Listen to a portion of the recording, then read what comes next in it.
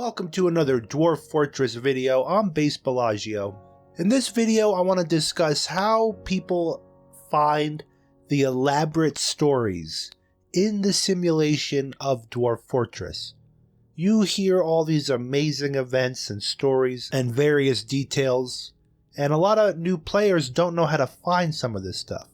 So first and foremost, when you generate a game, either before you enter Fortress mode or after you retire a fortress or abandon it, you can look at Legends mode. And I recommend you do this after the end of every fortress so you can find out what happened to your dwarves. Now, the easiest way to find your civilization would be to write down the name of it. Then you can find it under civilizations, various sources in here. Or if you name dwarves, it makes it easier to find people to find out what happened to them.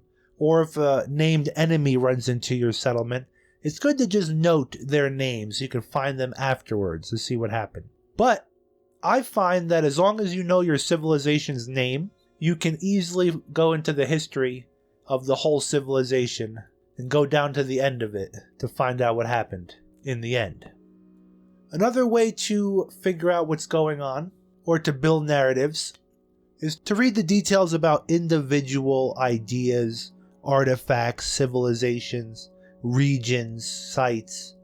This will help build a narrative and help you to follow certain routes. Maybe you want to go capture a rare artifact.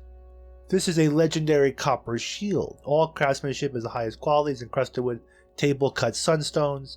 This object menaces with spikes of Dralith tooth. And then you can see the history of it. It was created and sack-wadded by this guy. It was lost. It was looted by a lizard monster. Then you can click on this lizard monster. Find out where it came from. It's one of a kind. Enormous feathered lizard twisted into human form. Then you can see, for example, maybe this lizard came and destroyed half of your dwarves, and you read about that. Another method is looking at the logs in the left side of the screen.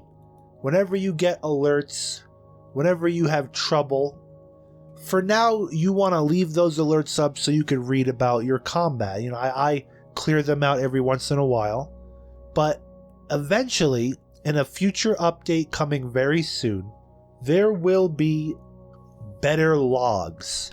In the original Dwarf Fortress, you can easily read the logs while you're playing to find out various details about the game. Right now, the only logs is the alerts on the left. For example, the combat one is very detailed. That, coupled with on-screen actions, once you slow the game down to about 50 frames per second, check out my Dwarf Fortress speed video, the secret setting, then you could see what's happening a lot better. My dwarves were fighting an undead goblin. Very tough. And I was watching them fight and I see all these teeth flying everywhere. And then I read the combat log and I see that my dwarves are bashing in these undead goblin faces with their warhammers and shattering their teeth all over the place. So the on-screen visuals coupled with the very detailed combat log, you can piece together a very elaborate story, even if it's just for you personally in your head to help get more immersed in the game. Next, you can look at the individual dwarves' personalities and thoughts, and then you mix everything together to get a grand picture, a very detailed RPG. Your dwarf doesn't like to work, he needs to drink to get through the day. He hasn't been relieved of his duty because you set him to specialized work, and he's been working endlessly on polishing stones, and he goes crazy one day.